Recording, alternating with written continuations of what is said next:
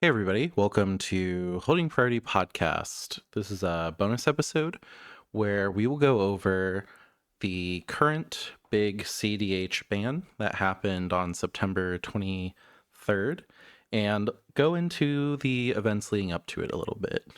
Um, on this podcast, I kind of want to keep the tone serious, so we're going to skip the shuffle up.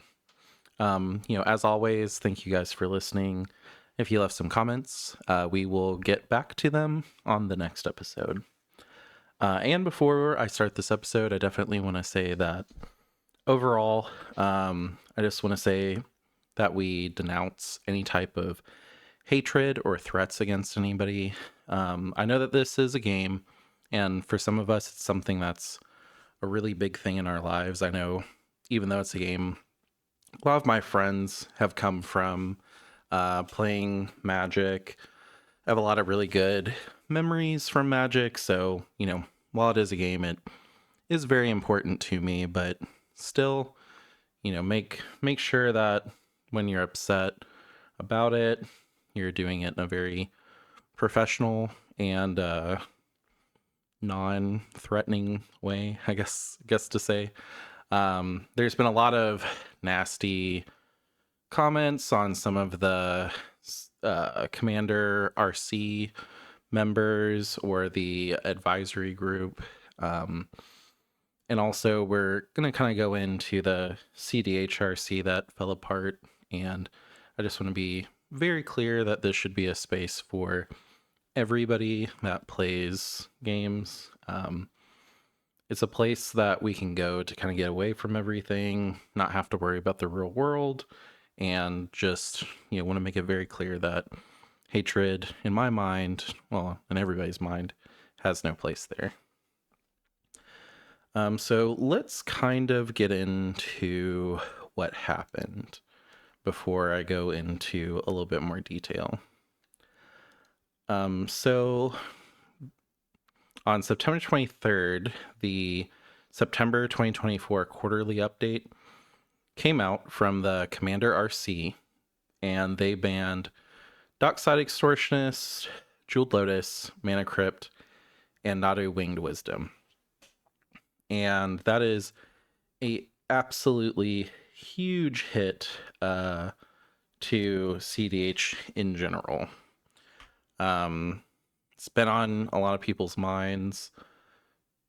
It's big. It changes a lot of decks, makes a lot of decks not viable anymore. Niv Mizzet kind of comes to mind. Corvold comes to mind. Maybe Corvold could find a place, but it'll be rough. So I think kind of the question in people's mind might be, well, did Wizards ban this? And the answer is no. It was the Commander RC. So for those that aren't aware, the Commander Rules Committee develops and maintains the philosophy rules and lists of cards banned in Commander. There is also the Commander Advisory Group, CAG. They are an invited group of Commander community leaders who use their breadth of perspectives on the format to assist and advise the Rules Committee. They highlight potential format improvements, discuss impact of proposed changes, and help the RC stay in touch with the community. Wizards doesn't control the rules in Commander because it started out as a casual format played among judges.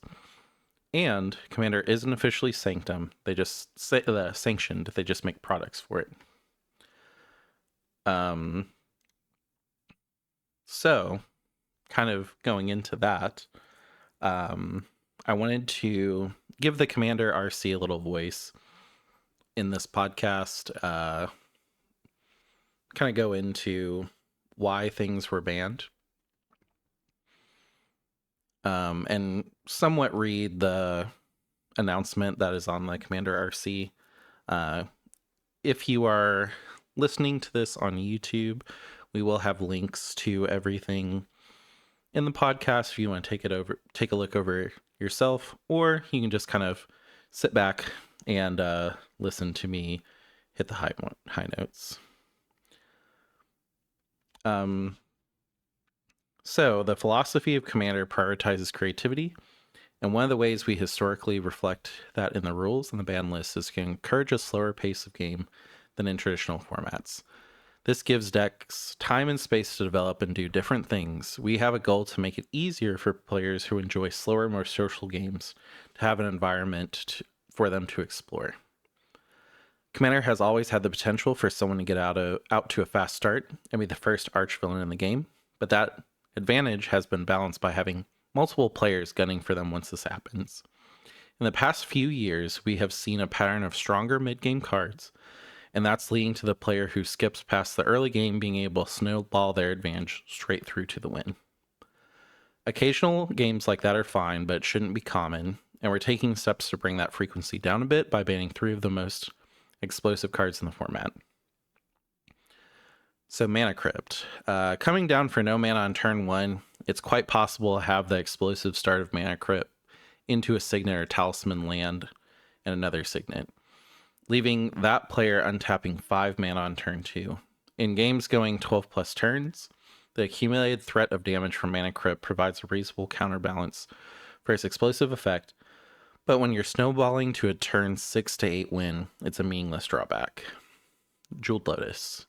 Another card that can give you 5 mana on turn 2. Jeweled Lotus doesn't even need a good hand. Though you're restricted in what you can do with the mana, 4 to 5 mana commanders can pack a significant punch nowadays, often draw cards to make up for the one-shot mana, and defensive abilities such as Ward can't be interacted with early in the game. And then Dockside Extortionist. Dockside isn't normally quite as explosive in the early game as the other 2 cards, but it still can go mana positive turn 2 and start generating substantial treasures after that. It's been on the border for years, and we've shed away from taking actions in the past because the card has scaled well with the power level of the table, but it's a frequent contributor to the more egregious snowballing starts. We should also talk about the elephant in the room. We're not banning Soul Ring and have no desire to do so. Yes, based on the criteria we've talked about here, it would be banned. Soul Ring is the iconic card of the format, and it's sufficiently tied to the identity of the format that defies the laws of physics in a way that no other card does. Banning Soul Ring would be fundamentally changing the identity of the format. We're trying to eliminate explosive starts. It happening every once in a while is exciting, and removing the other 3 cards reduces the number of hands capable of substantially above curve mana generation for a few turns. And then Nadu. There's another ban here, and it's explosive, but in a different way. Given that Nadu Winged Wisdom has been ejected from multiple formats at this point, it's no surprise that we took a close look at it for Commander. Sometimes hugely problematic cards in other formats are fine for Commander, but our observations of Nadu suggest its inherent play pattern is going to cause problems. Part of the problem is the way in which Nadu wins, where it takes a really long time to do non-deterministic sequences that can't be shortcut and might eventually fizzle out. These aren't dedicated combo lines that you have to build deck around. Dropping Nadu into a normal Simic Shell runs the risk of grinding the game down to a slog of resource accrual. It interacts badly with cards that are staples of casual play, most notably Lightning Greaves, meaning that decks where it gets thrown into without abuse intent can still create a situation where their player is monopolizing all the time in the game. That's not an experience we want to risk, so Nadu gets itself another ban. And then after that, they say, whatever happens, we'll be back with our next update on November 18th after the Foundation's pre-release. Okay, so that is a lot. This is something that has been addressed in an FAQ, which I will be going over next, but it's kind of frustrating that there is no discussion of the impact that this will create on competitive play and tournament play. That's kind of where I was after I read it. I was a little angry. I'm not gonna lie. It was frustrating to see that so many iconic cards from CDH were banned, and pretty much the reason that was banned was we want to make it easier for players who enjoy slower, more social games.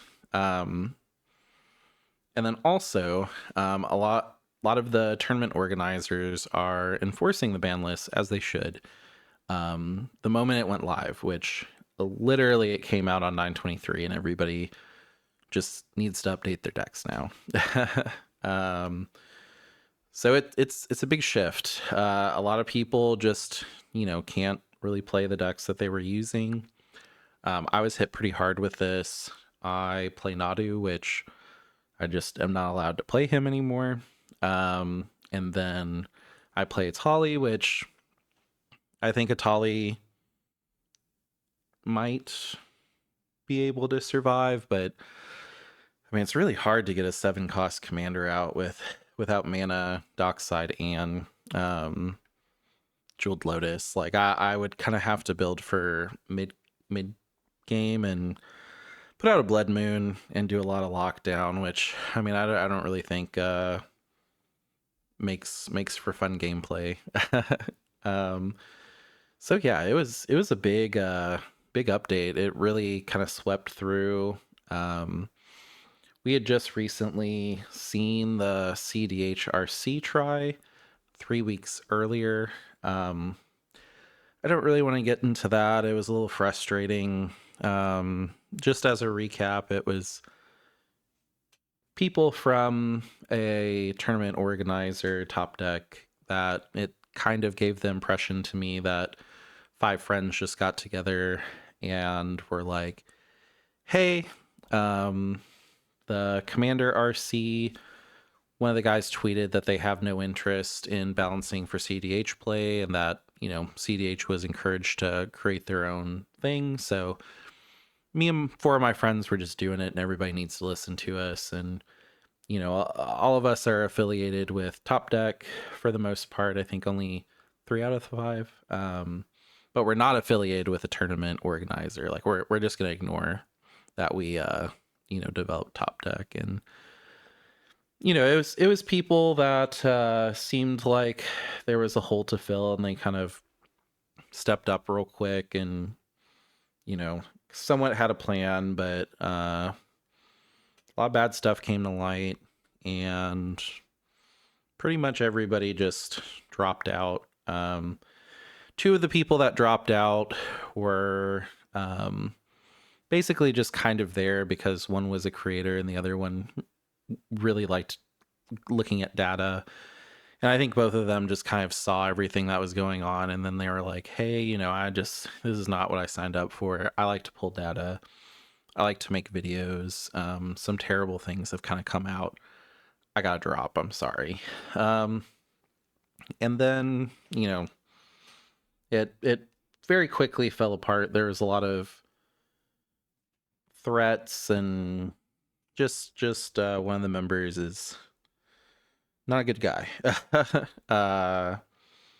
If I really don't want to go into it too much, but if you want to know the specifics and get down and dirty, it's available. You'll find it. So that kind of fell apart and was a big deal. And then 3 weeks later, we get this ban. So it's kind of not a great time to be a CDH player, unfortunately. But I mean, I will say that me personally, the more I think about it, the more I'm like, I mean, I don't think anybody that plays CDH is not familiar with being pooped on for what they like or how they play.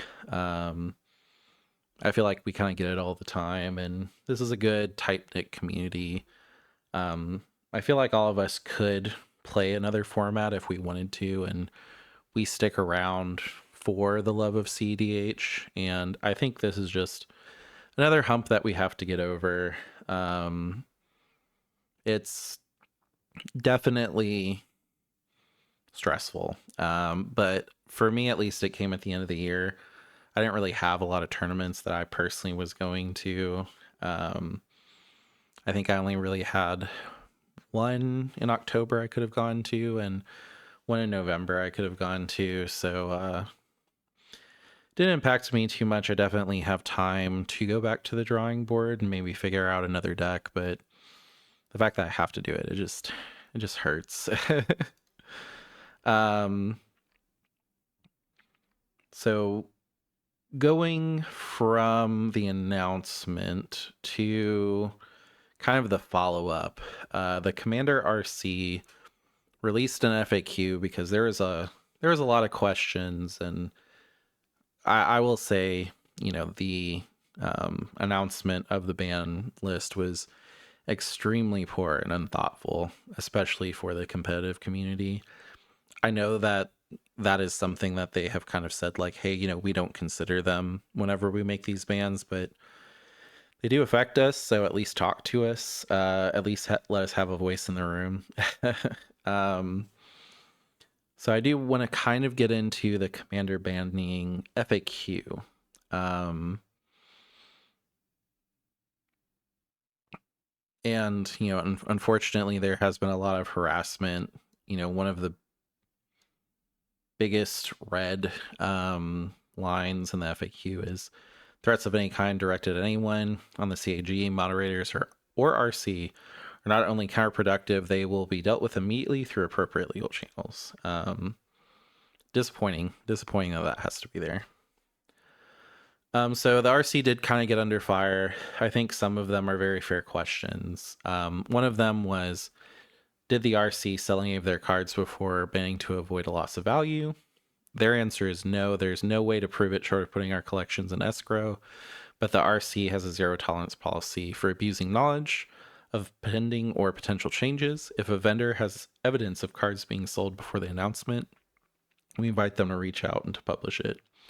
A lot of these cards lost 50% value, and they were really big cards, like $200 cards. I even knew some people that play at the game store that's in my local group that they only play casual, and they had kind of scraped together for Jeweled Lotus so that they could play those bigger commanders, and they were very unhappy with it as well. I it's one of those bans where I'm just like, if we're not banning iconic cards in the format, a card that was on as the feature art of the playmat and the collector's box of the recent collectors or the recent commander set is really hard to not feel like it should have gotten exemption as well. Another thing I think everybody's asking, including myself when I heard it, will the RC roll back these changes? Do they listen to the audience? Their answer is, we have no desire or intent to roll back these changes, and believe that doing so would make any financial concerns much worse. We also believe in the format as a whole will be better for them. That said, we do listen to feedback about how it was communicated, executed, and other suggestions about how to handle it in the future. The other question was, why didn't you give advance notice of this change? They say, well, on this one, it could have been done much better. Our policy about advance notice has been for many years to avoid muddying waters with advance warnings about what we're planning to ban. We used to have a watch list, but it caused noticeable grief when they weren't acted upon, slowed down our ability to react when we saw a problem, and shifted the losses to the less enfranchised players who were less aware. So we got rid of it. Second, on top of that, many recent bannings have come primarily from community feedback. Hullbreacher, Flash, Paradox engines were all cards the community told us were a problem, so there was public awareness in advance. This wasn't the case with Golos, and there was some objection to the surprise, but was borne out as a good ban. Lastly, discussing potential pending bans with more people increases the chance of leaks, which makes the losses even more unfair. Our goal with it keeping secret, especially in the case of expensive cards, was to avoid any possibility for advanced trading based on leaks. In the case of the September 2024 bans, though the financial impact on this change justified more discussion or community awareness ahead of time, keeping details secret to avoid leaks was important, but discussing the concept openly would have been worth it. This has been called the, $100 million ban, or, there's a lot of loss of value in a lot of people's collections of very, key cards to decks. And, it was tough. Question 4, will you give advance notice of changes in the future? We'll be discussing the concept of warming up community awareness for bans like this in the future. To be clear, it would be less of a shock, but casual players will more likely get taken advantage of, so it's not clear if it would be a strict improvement. Nevertheless, there is a significant portion of the player base who want to see it, and we acknowledge that this set of banning caused a lot of pain, made worse by surprise. Another one, why didn't you ban cards one at a time to see how it went? The decision to ban multiple cards at the same time, Dockside, Crypt, and Lotus, was based on the belief that it sends a strong message about what we're trying to achieve. Agree with the goal or not, a slow drip would have diluted the impact, and if the problem is real, then we want to act decisively. Ooh, that hurts to read. Did Wizard of the Coast, and this was my biggest thing, to kind of go into some background. Ixalan came out, I believe, mid-November last year, and Commander Masters came out in August. So it felt really weird that two cards that were featured for those sets as like big hits we got to play with for a year, and then they were banned. And then there was another line from one of the Commander RC members that said that they plan these things for a year and they discuss it with Wizards. And I know that, Wizard doesn't just draft up a set and then releases it. I know that there's a lot of lead time, but still it felt really dirty that two of the four cards, the ones that were the biggest impact, were really key pieces from some of those sets. I'm gonna be honest, if Caverns of Ixalan didn't have Mana Crypt, I would not have bought very much of it at all. It was my kind of pack that whenever I went to my LGS to play and I just didn't know what to buy, but I wanted to support because I was playing that day, I would just pick one up and maybe get like a Neon Ink Mana Crypt or one of the special caverns. And, knowing I bought all of those cards, at the end of the day, it was to support the LGS. So I'm not too upset about it. But if I would have known I was buying a card that would pretty shortly be banned, I would not have done that. And I mean, a lot of people have said, yeah, these are investments. Investments don't always pan out. And I get it. However, it hurts. So did Wizard of the Coast know these cards might be banned when they sold them in 2023? We have discussed our concerns about fast mana, including marquee cards like Jeweled Lotus and Mana Crypt, with Wizard of the Coast for some time, but had not decided to ban them until recently. We knew it would be a painful change and maybe wait too long, but once we decide to ban cards, we act, and have never sat on a banning. Did you ban these cards specifically because they were expensive? The answer is no. That reverses the cause and effect. The cards are expensive because they've been kept on chase rares and are very powerful. We ban them because of their power and impact on the format. And while we accept that their monetary value is real, it doesn't justify leaving them in the format. And this was something that, to me, the wording of the ban announcement felt very targeted at CDH and tournament CDH players, where they were like, no, we want people to go slower. So did you ban these cards specifically to target CDH, TDH? No. While this set of bannings has a large impact on CDH, TDH metagame, that was neither our goal nor an overwhelming consideration. In fact, it's something we like to avoid, but it's not high priority. We banned them because they're having an increased effect on casual games, and Rule 0 pre-game conversations were no longer keeping them in check. Okay, for me, it's a little frustrating to see these bans, especially because they've always kind of relied on Rule 0. And I understand that, Rule 0 can lead to a lot of conversations that are awkward to have. And, that's not really something I want to do when I'm playing a game. Like, I get it. It's awkward. but I don't know if this is the right course of action. um, so the next question: do you care that banning these cards damages the CDH metagame? We care because some of our players enjoy that style of play, but believe that this is a small portion of the global player base, and that high power play leaking into lower power groups is a reoccurring problem. I do not agree on either of that, but yeah, I'll keep reading.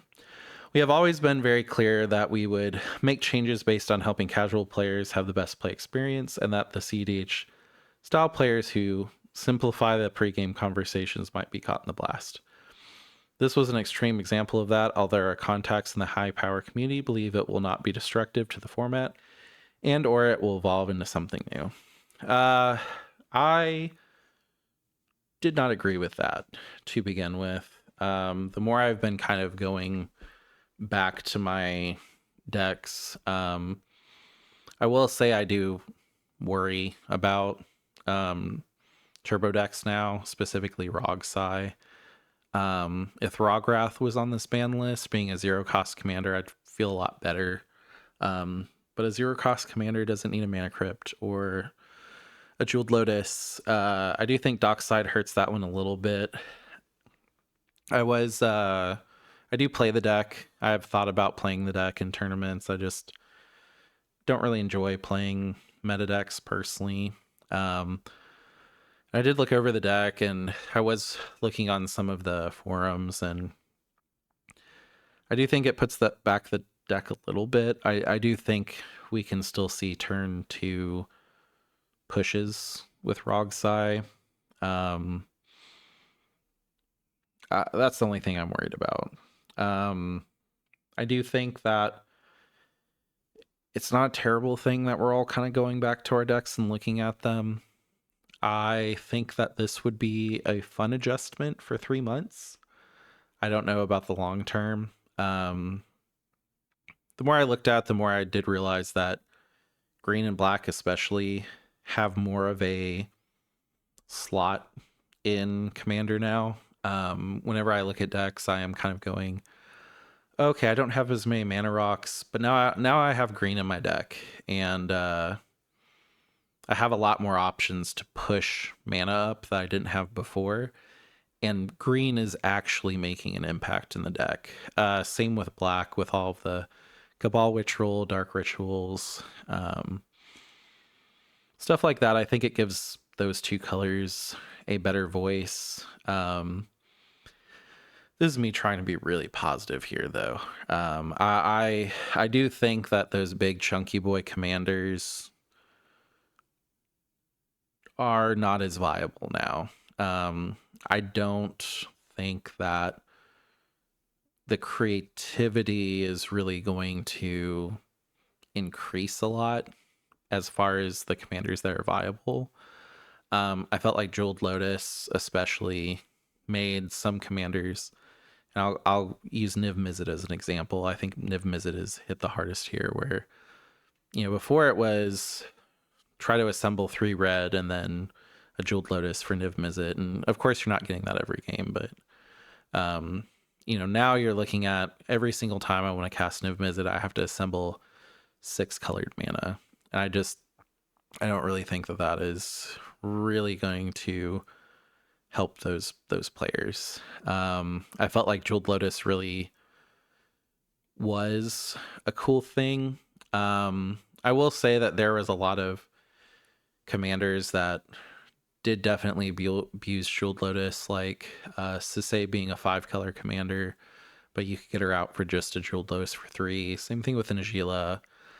There was a lot of 5-color commanders that I would look at and go, oh, well, I can't really play them because in a tournament setting, because Sisei just comes out with a Jeweled Lotus, and to get the first sliver out, which is a much bigger impact on the board right away, but to get the first sliver out, it's basically a Lotus Petal, and I have to get 4 more mana. So I think we just have to see it pan out. I don't really want to say that the positives outweigh the negatives. The negatives are huge, especially thinking about people that sell cards for a living, local game stores, people that heavily invested in Commander.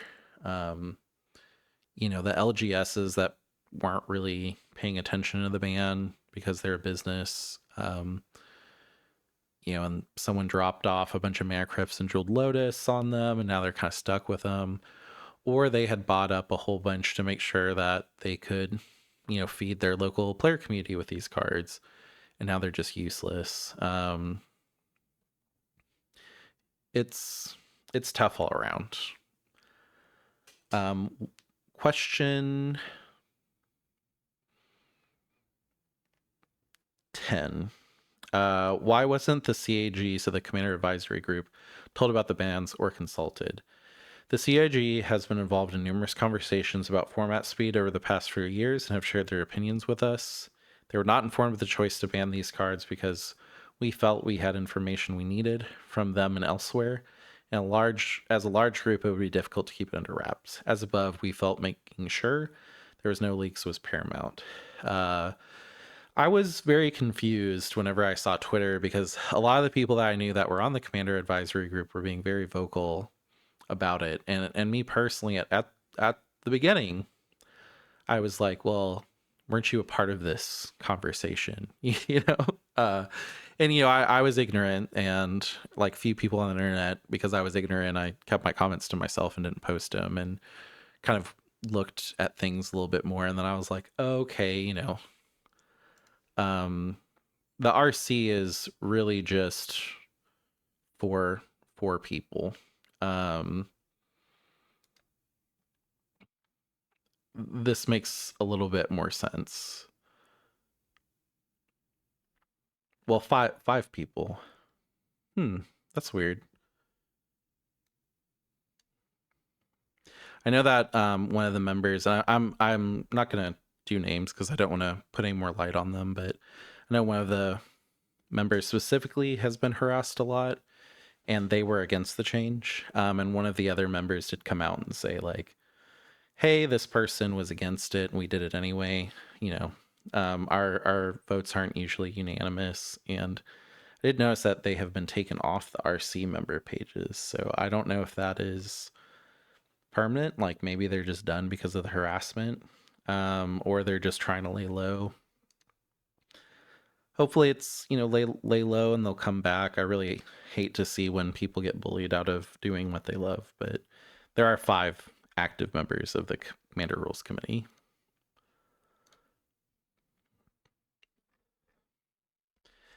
And then the last question, and this again was something that I thought about. Are other expensive cards safe from being banned? Yes, but not absolutely beyond reproach. We're not going to paint ourselves into a corner and say that we'll never ban expensive cards, but we can say categorically that we do not want to ban these cards that are part of Commander. The card pool is incredibly large, and that we will try to keep the format stable going forward unless those cards are causing large problems. That was something that I thought about. Seeing the conversation with Mana Vault, I was just like, okay, well, what about Mox Diamond? I know Mox Diamond's a little bit different because you have to discard a land, but that's a card that is like $600. Is that card safe? What about Lion's Eye Diamond? Lion's Eye Diamond is a big breach combo. Like, what if they decide breach combo is too strong and they decide that banning Lion's Eye Diamond's the way to go? I'm glad to see that they're basically saying that as of right now, those expensive cards aren't on the table. In the future, we don't want to say 100%. That made me feel a little bit better, but for me, the biggest problem here is it seems like there's no consideration for CEDH tournament play, and the answer is kind of like, this is such a small percentage of the people that play Commander. We know things will affect them. Not going to say that we don't care, but it's not a consideration. It also just doesn't really feel like there's somebody in the room that really cares about CDH in a meaningful way. I know that one of the members of the RC has come out and said that they are a CDH player. They do like to play CDH as well. And that kind of keeps them from making unbiased decisions. And they said that it was tough. It was the same person that kind of said, like, if you guys want to do your own ban list, we won't ever do it, so go ahead. But I mean, this is huge, you know. Again, I'm trying to be positive about it from my own angle. I saw a lot of creators that had discussions around this, and I kind of wanted to throw holding priority into the ring of it happened. There's definitely people caught in the crossfire, but you know, or not people. Well, people, yeah, unfortunately, with the threats, but commanders that, you know, your Niv Mizzet buddy, you might want to reach out to them. Your Corvold buddy, you might want to see how he's doing. Your friend that just built Nadu and put some money into it, maybe see if they're building Kennen.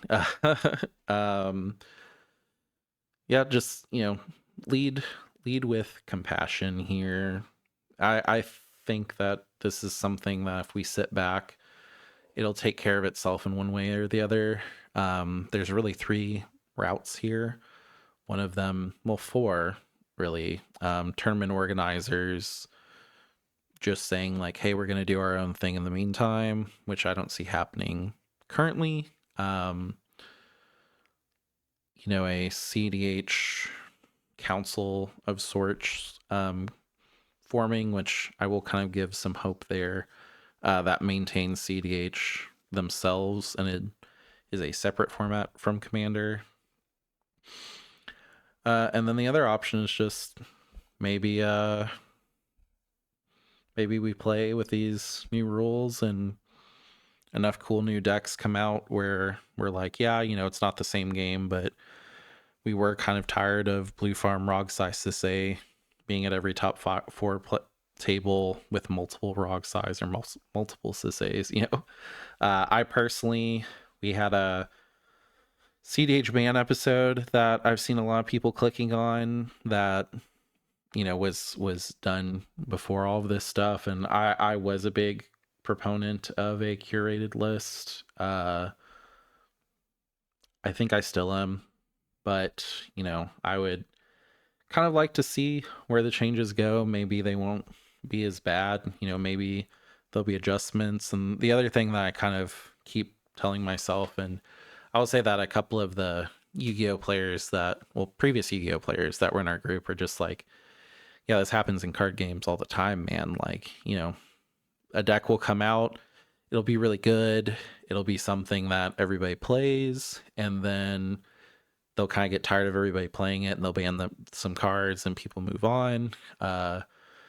Commander is one of the formats that historically hasn't really had big shifts, so this is a big deal for us. I'd feel a little bit better about that if it wasn't just the value of the cards. Like I think that's really what's hurting my morals the most, was the big cards and them being showcase chase rares and sets that came out fairly recently. That sucked, you know. But I will shed some light on a couple things so that I'm not only complaining here and informing, but I kind of want to throw my hat into the ring first about what I think that the Commander RC should have done, what tournament organizers can do, and then I do want to talk about something that actually came out today, the CDH Collective, so the Competitive Commander Collective. I want to leave on that high note, so let's talk about what I think the Commander RC should have done. In other formats, there are restricted cards. I do think that there is a space in Commander where there could be a list of cards that are restricted. And I know restricted sounds weird when it's one of, but um, I would have preferred the Commander RC say, hey, we want to acknowledge certain cards that don't meet the spirit of Kitchen Table Commander.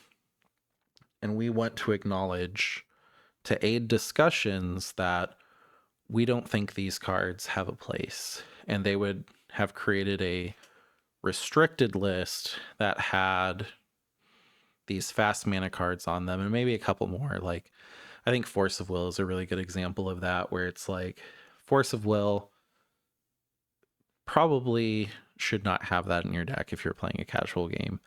Getting Force of Willed on a casual game feels really bad. And that way, that would have enabled the Rule Zero discussions to take place amongst play groups. Again, it's something that's pretty common in other formats where they say this card is really strong. We're not going to ban it outright, but you can only have one copy of. I think that would have helped the discussions. Rule Zero has always kind of been leaned back on as like why they haven't really taken any action. I do think that at least if you're like, hey, I really don't think a deck should have Jeweled Lotus in it, you could have said that and then been like, the Commander Advisory agrees that it's a high power card.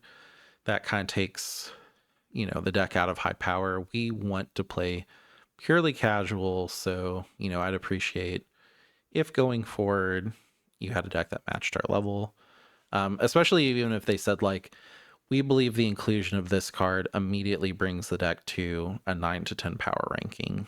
I know power ranking is kind of made up. Nobody really aligns on it, but I think that would have been better rather than just an outright ban. I know the outright ban does stop awkward discussions, and I get it. Play groups do fall apart when people don't see eye to eye, and definitely passions get high, so I get it. I just wish that would have been the first thing that they tried. The other thing that I wanted to talk about is what tournament organizers can do. This is currently already being done in Japan, and I think it's really cool. Japan is currently allowing 5 cards from the ban list to be added to your deck, excluding anti and exercery cards. They just saw everything and they were like, what are they doing over there? We don't care. Put any 5 cards that are banned in your deck that you want.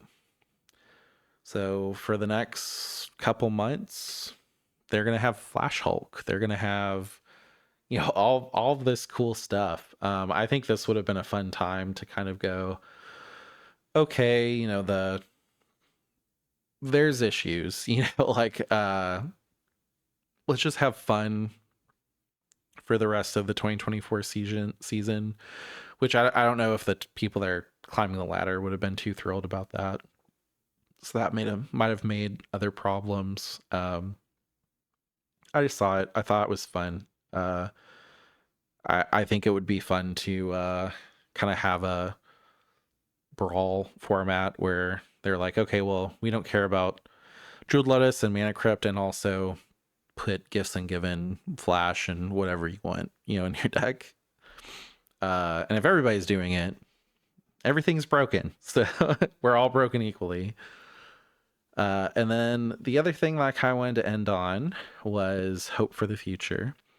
So there's a lot of people that ever since the CDHRC fell, they were like, hey, we do see the need for this, but we need to do this in the right way. I am a Scrum certified project manager by trade, and it was really frustrating for me to see the Commander RC just be like, hey, me and my 4 friends, we're just doing this. You gotta listen to us. We're thinking about banning Ristic Study.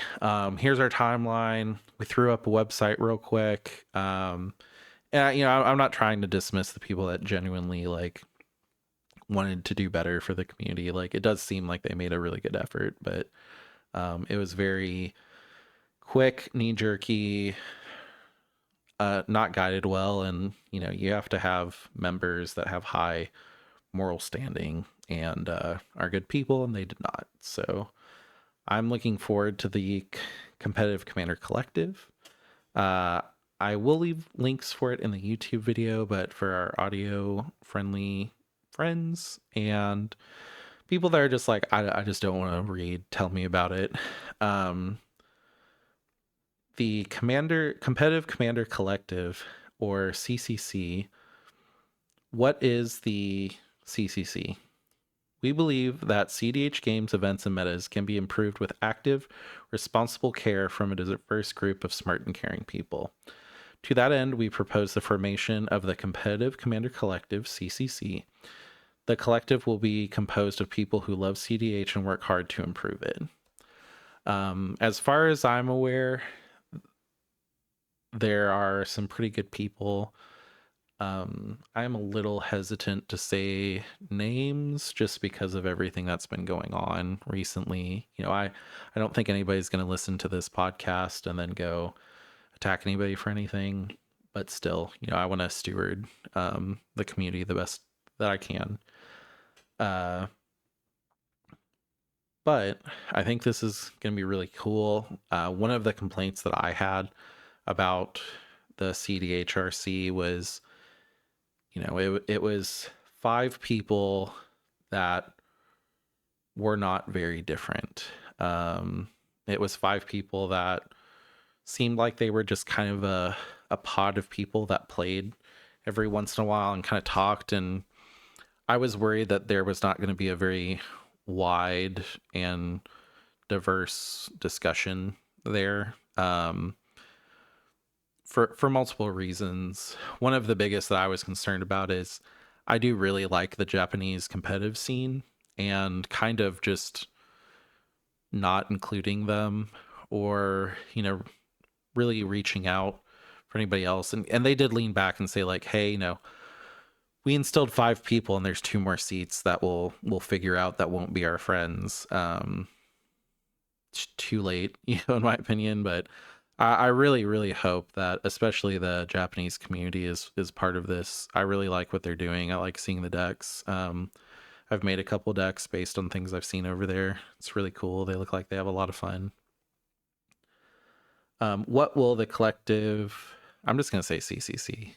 Competitive Commander Collective. That's hard for me to say. The CCC's overarching goals will be to help CDH communities sustainably grow, CDH players experience great games, and CDH organizers to run excellent events. We hope the CCC will be a wellspring of collaborative projects that expand and improve CDH over the course of many years. Who is in the Commander Collective? To accurately represent the desires of the CDH community at large, we aim to form a collective diverse along gender, ethnic, and class lines, and feature members from CDH communities across the world. We hope that the collective will feature players, brewers, LGS workers, event and tournament organizers, and working professional. And if you go to the website, cdhcollective.com, they are asking for people to be nominated. We need you to tell us who you'd like to serve in these roles. I think that's really cool. I think this is, again, something that needs to take time, especially because the initial thing fell down. I will say they just, as a project manager, they have a lot to do. Pushing a project like this up is hard. It's so much harder when somebody pushed out something that was not a final product, that was kind of a mess, and then now you're having to clean up the expectations of that and also raise your thing and be like, it's the same thing but it's different. Also, we're cleaning up that. That's tough. Good luck to them.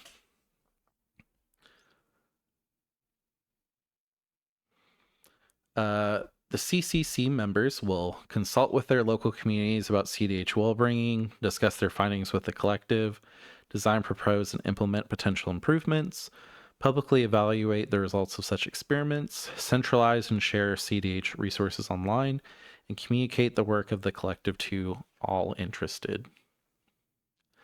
What is the Competitive Commander Collective's plan? Fall to winter 2024, solicit member recommendations and community feedback about the project, conduct group interviews, assemble a draft slate, share draft slate with CDH community for feedback design, and publish central online resource for CDH. Spring 2025, evaluate feedback on the draft slate, invite members, announce the collective first slate, organize listening sessions with members' local communities, determine the CCC structure and process, share the CCC 25 goals, update the central online resource. Summer 2025, design, share, and implement experiments, solicit and share member communities findings, solicit community feedback, articulate and publish recommendations, ban list changes, rule changes, or event policies, if any, update the central online resource for CDH. So summer 2025 is when it seems like we might get some bans. So I would personally say I am not going to take Nadu apart, and I'm not going to take Atali apart yet, personally. I have built a deck. There was a deck that I really did like, and Dockside stopped it because it puts out a lot of roll tokens, which are enchantments. It's Elvery, and I had a lot of fun with her. I'm kind of trying to force myself to just go, I'm not going to be sad about not doing Atali. I'm going to make this, and I'm also probably going to look at Temno Kodama again. I'm going to put my efforts into being sad into deck building. And then fall 2025, solicit community feedback on the CCC's work and slate and update online resources.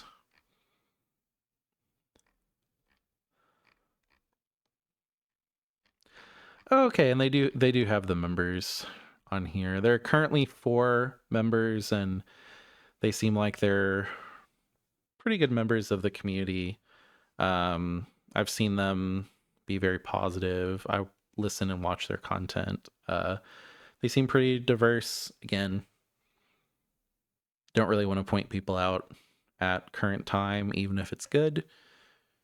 If you want to see, cdhcollective.com. And it will also be at least in the comments. The CCC will be launching an updated version of the CDH guide in October 24 with a focus on creating a website filled with resource and information for all players in CDH. I have a lot of hope for this one. I definitely think that this is a really cool thing. Would I like if there was some, superhero that came in and they were like, no, keep Nadu together, keep Atali together,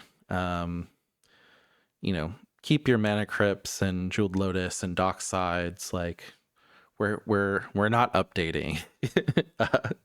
That would be really nice. But that's I don't think that's really the reality. I think the reality is that we need to adjust, and we are in kind of a sit and wait situation where maybe we won't have anything till summer 2025, and we just need to roll with the changes. Either way, as much as the financial side hurts, I do think that it's just kind of fun to be drafting again. I'm not looking at any deck lists online. I'm kind of thinking, what does this change? What will the meta be like? What should my deck have in it to keep up? Can I even make a deck that needs to win in mid game? Do I need to put out stacks to stop the turbo decks and get there? A lot of thoughts, and it's been interesting to kind of focus on that and deck building and keep apprised of everything. And I do really like that the competitive Commander Collective has been announced. That gives me a little bit of hope rather than just, we're stuck with people that have said that they don't consider us running the bans in our format. But I'm hopeful, this is definitely a blow to the community. I do not think it will affect the community too much. I will say that I am kind of embarrassed about the comments that have been made towards the RC members. I don't know what community that's from. I don't really think it's the CDH community personally, but one thing people will do is surprise you, and sometimes in good ways, sometimes in bad ways. But I think overall it's positive. I think we just need to keep a positive out there, in whatever way that you can do that. If that's talking to your group and saying like, hey, we all agree that we don't want to do tournaments. We all agree that these decks are fun.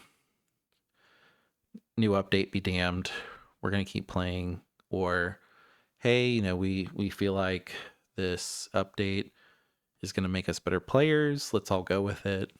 Just have those conversations in your group and, make sure that everybody's on the same wavelength. If there's a lot of people not agreeing, maybe that's not the group for you. If at the end of the day nobody can come to a midpoint, just talk to your group and keep having fun. If you have tournament play in mind, I will say right now it looks like you need to just update your deck.